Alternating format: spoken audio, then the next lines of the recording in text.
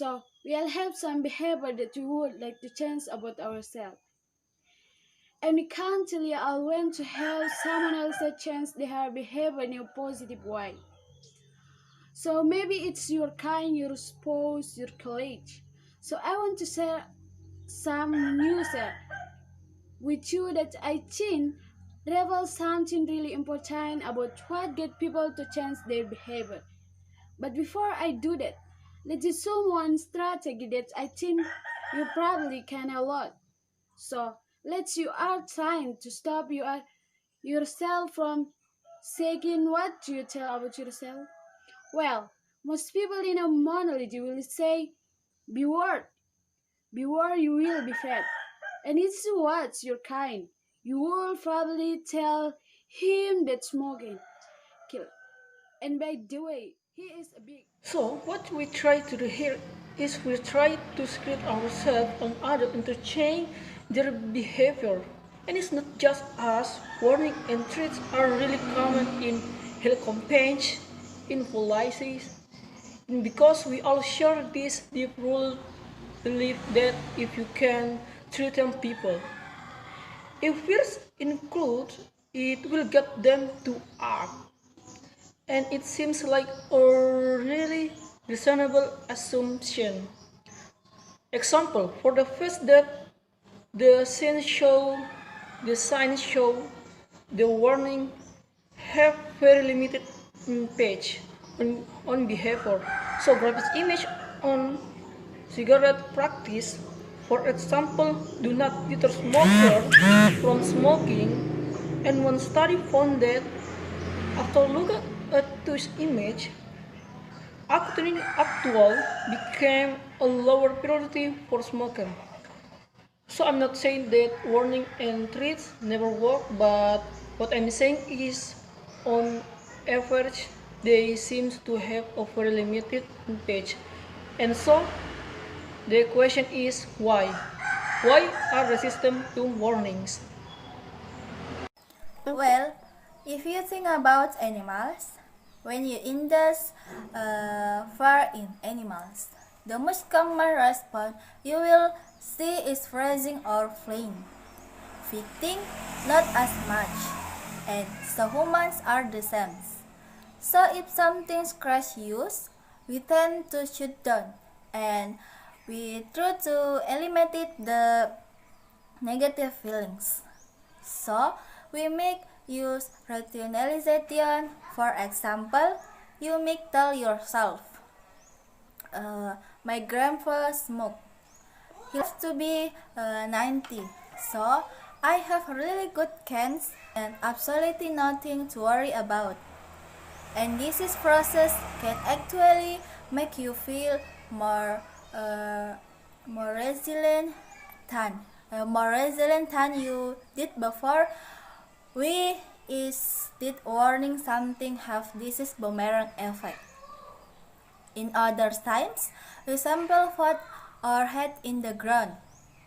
Uh, Take the stock market for example. Do you know when people pull their head out of the ground to look at their account? Not to make a transaction, just to log in to check their account. So you saw what you're saying her in black in 5 is the 500 over 2 years, and in gray this is the number of times that people wrong it in the their accounts that to check. And this is data from classroom Lewiston and Sapi. It's control for all the options confounds. So, what do we see? When the market is high, people change all the time because positive information makes you feel good. So use it out. And when the market is low, people with low gene because negative information makes us feel bad, so we try to avoid it altogether. And all this is true as long as bad information can reasonably be avoided. So what you don't see here is what happened few months later in the financial collapse of 2008 when the market, when physical started lodging physical, but it was a bit too late. Think about it like this. It's not just business in many different parts of our life. We have warning signs and bad behaviors now, and they could potentially lead to all these bad outcomes later, but not necessarily so because there are different roads from your present to your future, right? It can go this way, it can go that way. And as time passes, you gather more and more information about where the wind is blowing, and at any point you can intervene and you could potentially change the outcome. But what takes energy, and you might tell yourself, but the point about worrying about something that might happen, and it might not happen until we reach this point of which time you do jump into action, but sometimes it's a little bit too late. So we want to know in my lab what type of information this leaks into people. So we conducted an experiment where we asked approximately 100 100 people to estimate the likelihood of 80 different negative events that might happen to them in the future. So, for example, I might ask you what is like a hole that you'll suffer hearing loss in your future. And let's say you think it's about 50%. Then I give you the opinion of two different experts. So, expert A tells you, you know, for someone like you, I think it's only 40%. So, they give you a rosier view of your future. Expert B say, you know, for someone like you, I actually think it's about 60%. It's worse. So, they give you a bleaker view of your future. What should you do? Well, you shouldn't change your beliefs, right? Wrong. What we find in that people tend to change their beliefs towards a more desirable opinion. In other words, people listen to positive information. Now, this study was conducted on college students, so you might say college students are delusional, right? We all know that. And suddenly, we grow older, we grow wiser. So we said, okay, let's test that. Does this, it is really generalized? Does it generalize to your kid? Does it generalize to your parents? Does it generalize to your spouse? And so we tested people from the age of 10 until the age of until 18, and the answer was yes. In the all test a group, people take in information they want to hear, like someone telling you, you are more attractive than you took. That information that they don't I want to hear. And ability to learn from good news remain quite stable throughout the lifespan, but the ability to learn from bad that changes as you age. So, what the found was the kids and teenagers were the worst at learning from bad news, and the ability become better and better as people age. But then, around the age of 14, around middle of it started. So what this means is that the most vulnerable population, kids and teenagers, on the one hand, and the elderly on the other hand, They're the less likely to accurately learn from warnings. But what you can see here is that it doesn't matter what you age you are. You can be 20, 30, 40, 50 or 60. Everyone takes in information. They want to hear more than information that they don't. And so we win up with a view like this of ourselves. Our mistakes as teachers, as mentors, as employers is that instead of working with this with this positive image that people so ever fully maintain, we try and put a clear mirror in front of them. We tell them, you know, the image is just going to get worse and worse and worse, and it doesn't work. It doesn't work because the brain will frantically try to distort the image using Photoshop and fancy lenses until it gets the image it's happy with. But what would happen if we went along with how our brain works and not against it? Take hand washing for example. So we all know that hand washing is the number one way to prevent the spread to disease, and this is really important in hospitals. So in a hospital here in United States, a camera was installed to see how often medical staff do in fact sanitizer hand before and after entering patient rooms. Now, the medical staff no camera was installed. Nevertheless, only one in 10 wash their hand before and after entering a patient rooms. But then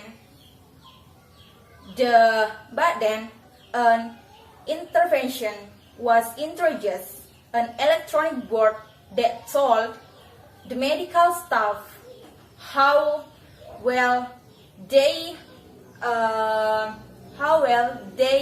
were doing. Every time you wash your hand, the number went up on the screen and it showed you your rate of your current shift and the rate of the weekly staff. What happened? Boom. Complete freeze to many person, which is absolutely amazing. And the research survey, we are amazed as well. And they made sure to replicate in another division in the hospital again. The same research, so why do this? Well, because instead of using warnings about bad things that can happen in the future, like a disease, it used three participles that we know really drive your mind and your behaviors. Let me explain. So the first one is social incentive in the hospital study, and the medical staff can see the rate of the staff the rate of the weak. We are social people. We really care other people are. So do we want to the same and want to do what we want to do it better. This is an image from a study that we conducted, led by PhD student Mikael Delson. And what it's showing you is a signal in the emotional center of your brain when you hear about the opinion of others. And we found was that is the signal can predict how lucky you are to convert at a later time, how likely you are to change your behavior. So, the British government are using this principle to get people to pay taxes on time. And only to that, they send to people who forget to pay taxes on time. They simply stressed how important it was to pay taxes, and that didn't help. Then, they added one sentence. The sentence said 9 of the people in the British pay taxes on time. And that one sentence enhanced complete weighted by the group, that group by 15%, and is thought to bring into the British government 5.6 billion pounds. So, highlighting what other people are doing is really strong incentive. The other principle is immediate rewards. So, every time the stock washed their head, they could see the number go up in the board and it made them feel good. And knowing that the advance made them do something that they otherwise may not want to do.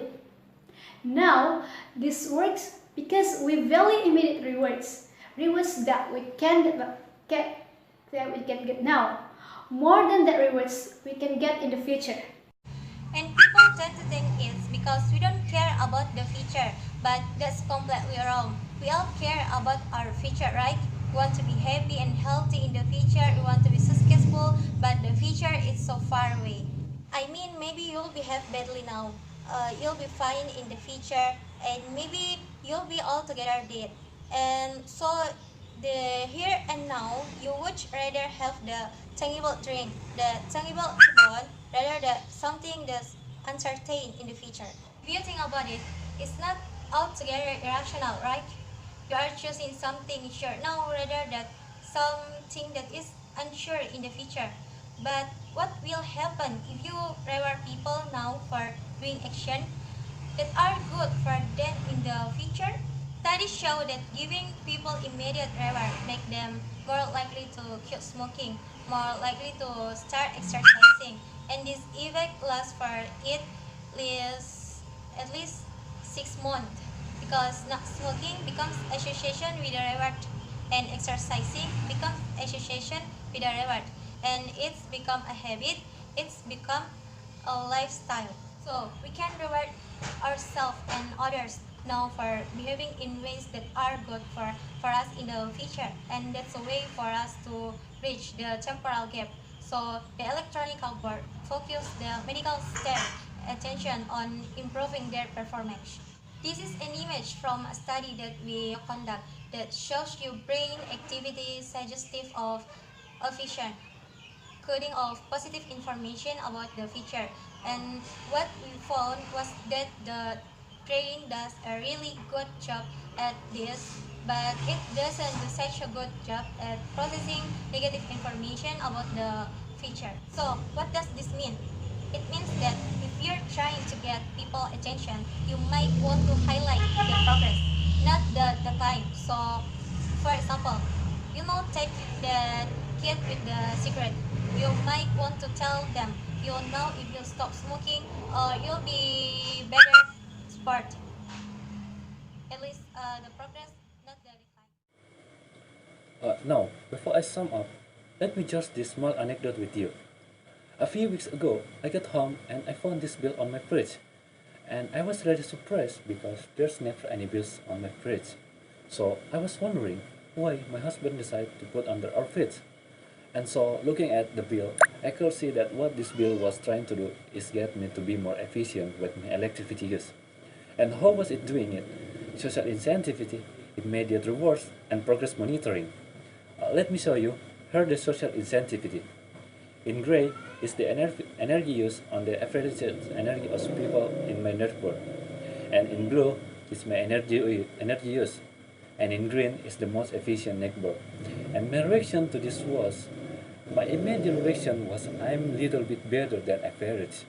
A tiny bit, but still, and my husband had exactly the same reaction.